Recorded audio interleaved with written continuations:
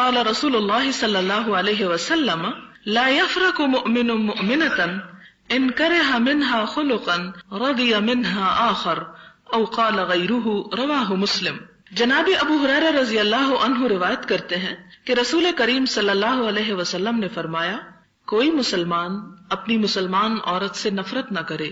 اس لیے کہ اگر اس کو کوئی بات یا عادت اس کی بری لگے تو کوئی دوسری عادت اسے پسند بھی آئے گی۔ اب افسوس کی بات یہ ہے کہ آج کل کوئی مردوں کو یہ باتیں سمجھانے والا نہیں رہا، جس کی وجہ سے انہوں نے عورتوں کے ساتھ وہ ظلم و ستم اور وہ معاملات شروع کر دیے کہ جو ہونے نہیں چاہیے۔ آپ دیکھیں کہ کتنے خوبصورت انداز میں آپ صلی اللہ علیہ وسلم فرما رہے ہیں کہ کوئی مسلمان اپنی مسلمان بیوی سے نفرت نہ کرے، اور پھر یہ بتایا گیا کہ کیوں نہ کرے، اس لیے کہ اگر ایک چیز ناپسند ہے تو ہو سکتا ہے کہ اسی کی دوسری چیز تمہیں پسند ہو، تو گویا پھر باہم اچھی طرح مل جل کر رہنے کا گر کیا ہے کہ انسان دوسرے کی خوبیوں پر نظر رکھے، دوسرے کی بھلائیوں پر نظر رکھے اور برائیوں پر کڑنا چھوڑ دے، اس لیے کہ اگر انسان دوسرے کی برائیوں پہ کڑتا ہی چلا جائے تو اس سے کوئی نتیجہ نکل نہیں سکتا، کوئی فائدہ ہو نہیں سکتا، اس لیے کہ صرف کڑنے سے کسی کی برائی دور نہیں ہو سکتی۔ مثال کے طور پر اگر آپ کا بچہ بیمار ہے، شدید بخار میں مبتلا ہے، اور آپ پاس بیٹھ کے رونا شروع کر دیں اور روتے چلے جائیں اور روتے چلے جائیں، تو آپ کے رونے سے اس کا بخار نہیں اترے گا جب تک کہ آپ اس کو کسی ڈاکٹر کے پاس نہیں لے جاتے یا اس کو کوئی دوا نہیں دیتے۔ اسی طرح اگر ہمیں کسی کے بارے میں بھی کوئی شکایت ہے یا کسی سے بھی کوئی ناراضگی ہے تو ہم صرف اپنے دل میں کڑنا شروع کر دیں اور زبان سے اس کو نہ بتائیں یا اس کا کوئی علاج یا بندوبست نہ کریں، سوائے اپنے آپ کو جلانے کڑھانے کے اس کا کوئی بھی نتیجہ نہیں نکلے گا۔ لہٰذا انسان کو یہ چاہیے کہ جہاں پر کسی چیز میں خرابی نظر آئے، تو جیسے کہ ہمیں ایک اور حدیث میں حکم دیا گیا کہ من رآ منکم منکرا فلیغیرہ بیدہ، اگر کہیں تم کوئی برائی دیکھو تو کیا کرو، اپنے ہاتھ سے اسے دور کر دو، اس سبب کو ہٹا دو۔ فإن لم یستطع، اگر تم ایسا نہیں کر سکتے، فبلسانہ، تو اپنی زبان سے تو بولو، زبان سے تو اس کو ہٹاؤ، پھر اگر نہیں تو پھر دل میں برا سمجھو، اور یہ ایمان کا کمزور ترین درجہ ہے۔ اسی طرح انسانی معاملات میں جو چیزیں معاملات کو بگاڑنے والی ہوں، جو خرابی پیدا کرنے والی ہوں، ان پر سب سے پہلے صرف کڑنا نہیں چاہیے بلکہ ہاتھ اور زبان سے اس خرابی کو دور کرنے کی کوشش کرنی چاہیے۔ اور یہاں پر بھی یہ بہترین نفسیاتی اصول دیا گیا کہ اگر انسان دوسروں کے ساتھ عمدہ سلوک کا متمنی ہے تو اس کے لیے ضروری ہے کہ وہ دوسرے کی خوبیوں پر نظر ڈالے، اس لیے کہ دنیا میں کوئی انسان بھی ایسا نہیں کہ جو 100% کامل ہو، مکمل ہو، اس میں کوئی خرابی نہ ہو۔ ہر انسان کے اندر چھوٹی موٹی کوئی نہ کوئی کمی بیشی پائی جاتی ہے۔ اگر انسان اس کی وجہ تلاش کر کے اس کے ساتھ گزارا کرنا سیکھ لے تو گزارا بہترین ہو سکتا ہے، لیکن اگر انسان خیر کا ایک بڑا پہلو اگنور کر کے صرف چھوٹی چھوٹی باتوں کو بہت بڑا ایشو بنا لے تو وہ انسان کے اپنے لیے نقصان دہ ہے۔ اب عام طور پر آپ دیکھیں کہ جن گھروں میں طلاقیں واقع ہو جاتی ہیں، اگر آپ کو بھی سروے کریں یا آپ انالیسس کریں تو آپ دیکھیں گے بالکل معمولی اور چھوٹی چھوٹی باتیں ہوتی ہیں جن کے بارے میں صبر و تحمل سے کام نہیں لیا جاتا، جذباتی معاملات کیے جاتے ہیں، اور وہ پھر معاملات بڑھتے بڑھتے ایسی حد کو پہنچ جاتے ہیں کہ جس میں انسان کے اپنے ہی لیے نقصان ہے۔ اب دیکھیں کہ جیسے نبی صلی اللہ علیہ وسلم فرمایا کہ اگر تم اس کو اس حالت میں فائدہ اٹھا سکتے ہو تو اٹھا لو، اسی طرح ہی اٹھاؤ گے، اگر تم سیدھا کرنے کی کوشش کرو گے تو توڑ دو گے اور اس کا نتیجہ کچھ نہیں نکلے گا۔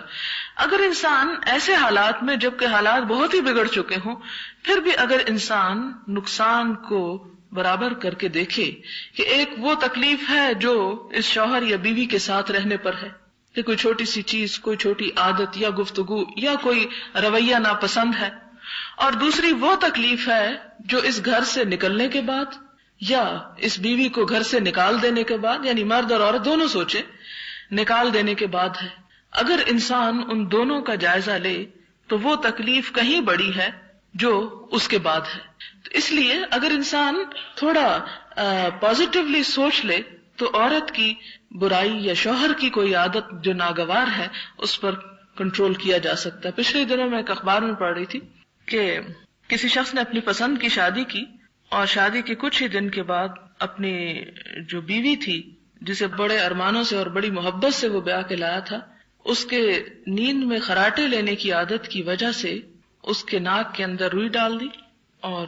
وہ اسی طرح اس کی ڈیتھ ہو گئی۔ تو ظاہر ہے کہ ایک بڑی تکلیف دہ صورتحال ہے. کچھ لوگ جو ہیں وہ نہیں سو سکتے خراٹوں کی وجہ سے، ایک شدید قسم کی ڈسٹربنس ہو سکتی، خصوصاً جن لوگوں کی نیند کم ہو. لیکن آپ دیکھیں کہ انسان اپنی خوشیوں کی خاطر اگر تھوڑی سی کسی کی تکلیف برداشت نہیں کر سکتا، اگر پھول چاہیے تو اس کے ساتھ کانٹا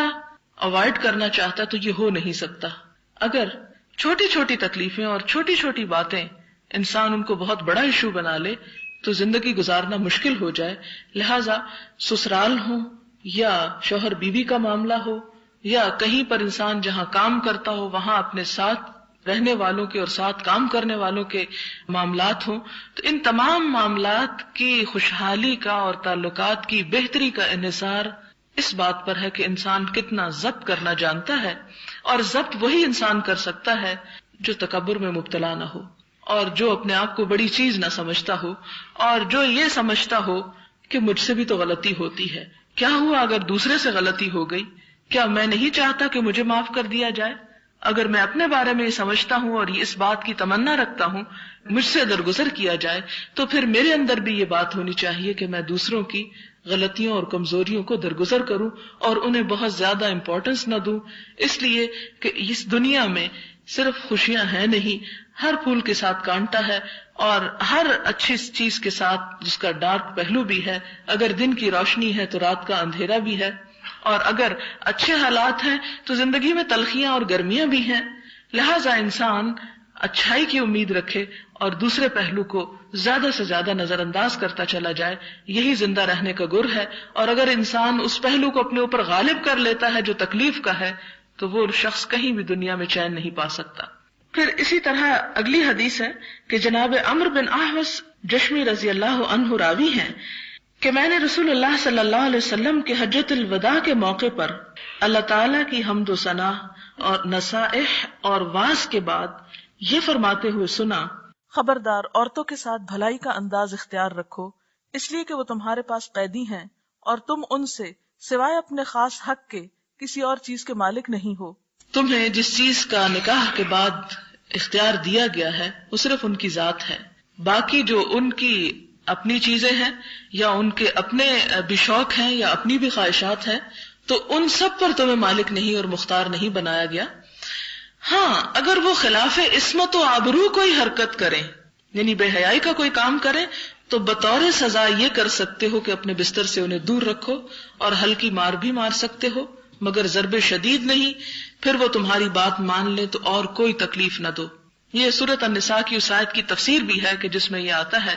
کہ فَإِذُوهُنَّ فَاهْجُرُوهُنَّ فِي الْمَضَاجِعِ وَاضْرِبُوهُنَّ، کہ اگر تمہیں ان کے نشوز کا ڈر ہو تو نشوز سے مراد پھر کیا ہوا؟ یہ حدیث اس کی وضاحت کرتی ہے کہ بے حیائی کا ارتکاب، کہ اپنے شوہر کے خاص حق میں کسی دوسرے مرد کو شریک کرے. تو ایسی صورت میں مرد کو کیا حکم دیا گیا کہ پہلے تو سمجھائے، نہ سمجھے تو پھر اس سے قطع تعلق ہی کرے، اس پر بھی نہ سمجھے تو پھر تیسرے درجے پہ مار سکتا ہے، لیکن کیسی مار؟ ضرب شدید نہیں. کہ اس کی بھی دو باتیں بتا دی گئی کہ ایسا نہ ہو کہ جس سے جسم کے اوپر کوئی نشان رہ جائے اور ایسا بھی نہ ہو کہ جو چہرے کے اوپر ہو. تو پھر حضرت ابن عباس سے کسی نے پوچھا پھر وہ کیا ہو؟ تو آپ نے کہا جیسے مسواک جیسی چیز سے مارنا. واضح رہے کہ تم کو اگر بیویوں پر کچھ حق ہے تو بیوی کو بھی تم پر حق حاصل ہے. یہ اللہ تعالیٰ نے عورت کے حق کی حفاظت کی اور فرمایا کہ اگر تمہیں حق ہے بیوی پر تو بیوی کا بھی تم پر حق ہے. بیوی پر تمہارا تو حق یہ ہے کہ وہ ان سے ربط و ضبط اور بے تکلفی کا تعلق نہ رکھے جن کو تم ناپسند کرتے ہو. یہ ہے شوہر کا حق بیوی کے اوپر کہ بیوی ان کے ساتھ ایسا تعلق نہ رکھے، یعنی دوسرے مردوں کے ساتھ بے تکلفی کا، یا ایسا تعلق کہ جسے شوہر ناپسند کرتا ہو، جس سے وہ غیرت کھاتا ہو یا جس سے وہ ناگوار سمجھتا ہو، یعنی تمہارے بستر تک ان کو رسائی نہ دے یا تمہارے گھر میں تمہارے ناپسندیدہ فرد کو داخل نہ ہونے دیں، یعنی شوہر حاضر ہو یا غائب ہو کسی حال میں بھی، کیونکہ اس سے تعلقات جو ہیں ان کے اندر بگاڑ آتا ہے. اور ان کا تم پر کیا حق ہے؟ یہ حق ہے کہ ان کے کھانے کپڑے کے انتظام کے ساتھ ان سے حسن سلوک برتو. یعنی مرد کی ذمہ داری کیا ہے کہ بیوی کو کھانا کپڑا دے اور اس سے اچھا برتاؤ کرے، بہترین اخلاق سے پیش آئے. کیونکہ جب مرد بد اخلاقی کرتا ہے تو عورت تو ہے ہی جذباتی، وہ جذبات میں اور زیادہ بولے گی اور اس سے معاملات بگڑ سکتے ہیں. لہٰذا پہلے نمبر پر مرد کو حکم دیا گیا کہ وہ صبر و ضبط سے کام لے. اور بیوی کا کیا حق رکھا گیا شوہر کے اوپر کہ وہ کسی ایسے شخص کو اپنے گھر میں نہ آنے دے کہ جس کا آنا شوہر کو ناگوار ہو. اگلی حدیث ہے حضرت معاویہ بن حیدہ سے رضی اللہ عنہ راوی ہیں کہ میں نے رسول اللہ صلی اللہ علیہ وسلم سے عرض کیا کہ یا رسول اللہ ہماری بیویوں کا ہم پر کیا حق ہے؟ آپ صلی اللہ علیہ وسلم نے فرمایا جب اور جو تو کھائے اسے بھی کھلا. یہ نہیں کہ شوہر بہترین چیز کھائے اور عورت بچا کچا کھائے جیسے ہمارے معاشرے میں ہوتا ہے کہ پہلے شوہر کھا لے، بچے کھا لے، نوکر کھا لے، سب کھا لیں اور پھر عورت جو ہے وہ بچا کچا برتنوں میں سے سمیٹ کے کھائے.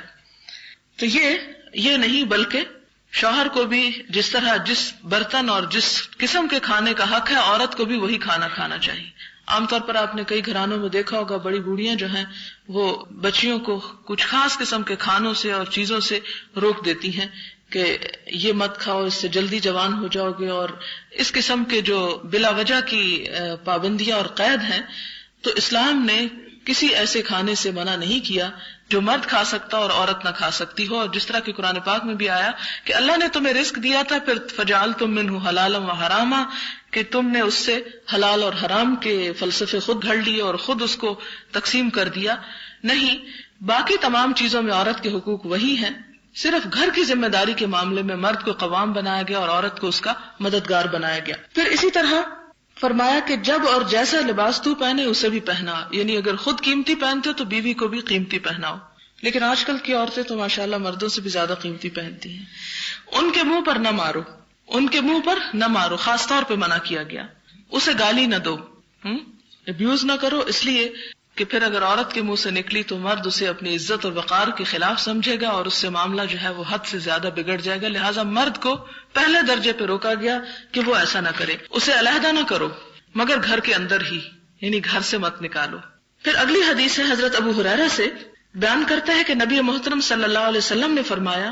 باعتبار ایمان تم میں وہ شخص کامل مومن ہے جس کا اخلاق اچھا.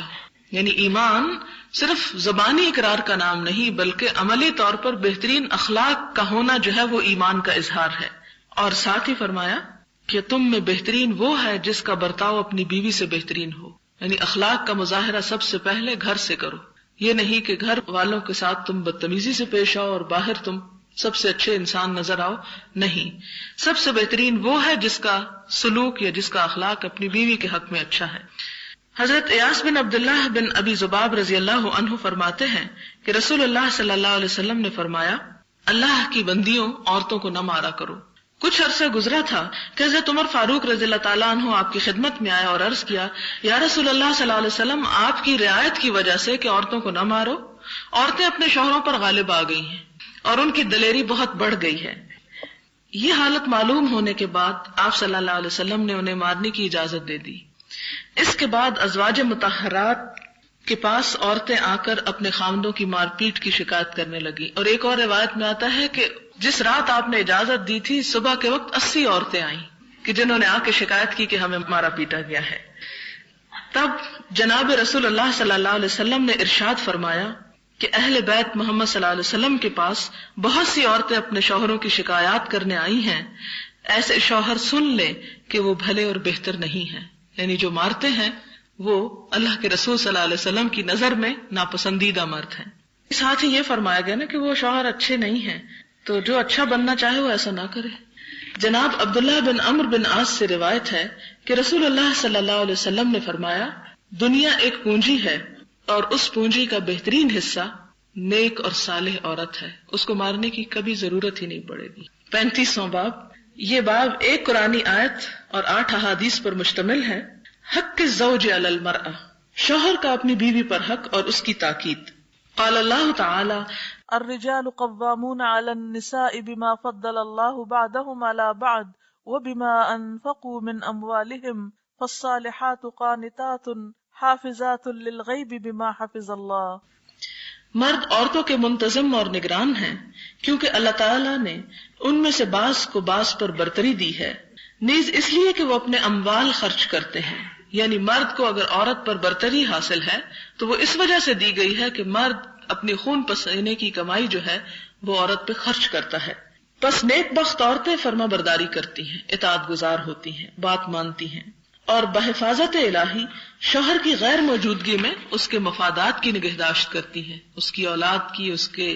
مال و دولت کی، اپنے گھر کی، اپنی عزت کی، ان تمام چیزوں. اسی سے حضرت ابو ہریرہ کی حدیث ہے، ان ابی ہریرہ رضی اللہ عنہ قال قال رسول اللہ صلی اللہ علیہ وسلم اذا دعا الرجل امرأته الى فراشه فلم تأته فبات غضبان عليها لعنتها الملائكة حتى تصبح، متفق علیہ. جناب ابو ہریرہ رضی اللہ عنہ راوی ہیں کہ رسول اللہ صلی اللہ علیہ وسلم نے فرمایا کہ جب شوہر بیوی کو فعل زوجیت کے لیے بلائے اور بیوی نہ آئے اور میاں اس وجہ سے وہ رات غصے میں گزارے تو صبح تک فرشتے ایسی عورت پر لعنت ملامت کرتے رہتے ہیں. بخاری اور مسلم ہی کی ایک اور روایت میں ہے کہ جب کوئی عورت اپنے شوہر کے بستر کو چھوڑ کر رات بسر کرے تو فرشتے صبح تک اس پر لعنت کرتے رہتے ہیں. ایک اور روایت میں یوں ہے کہ رسول اللہ صلی اللہ علیہ وسلم نے فرمایا، قسم اس ذات کی جس کے قبضے میں میری جان ہے کہ کوئی شوہر اپنی بیوی کو اپنے بستر پر بلائے اور عورت انکار کر دے تو آسمان والے اس وقت تک اس سے ناراض رہتے ہیں جب تک اس کا شوہر اس سے راضی نہ ہو. جناب ابی ہریرہ سے روایت ہے کہ رسول اللہ صلی اللہ علیہ وسلم نے فرمایا، کسی عورت کے لیے یہ جائز نہیں کہ وہ شوہر کی موجودگی میں اس کی اجازت کے بغیر نفلی روزے رکھے، اور نہ یہ جائز ہے کہ شوہر کی اجازت کے بغیر اس کے گھر میں کسی کو آنے کی دعوت دے، اجازت دے. اگرچہ یہ باتیں بہت ناگوار بھی گزرے تو یہ جان لیں کہ یہ سب بخاری مسلم کی متفق علیہ روایات ہیں، صحیح احادیث ہیں. اگر ایمان ہے تو اللہ کے رسول صلی اللہ علیہ وسلم کی بات کو مان لیں، اور اگر آپ صلی اللہ علیہ وسلم ہی سے کوئی نسبت نہیں تو پھر ظاہر آپ کی بات بھی اچھی نہیں لگے گی. جناب عبداللہ بن عمر فاروق رضی اللہ عنہما بیان کرتے ہیں کہ نبی صلی اللہ علیہ وسلم نے فرمایا کہ تم میں سے ہر شخص نگران اور ذمہ دار ہے، اور ہر نگران سے اپنے زیر دست کے بارے میں باز پرس ہوگی. حاکم بھی ذمہ دار ہے،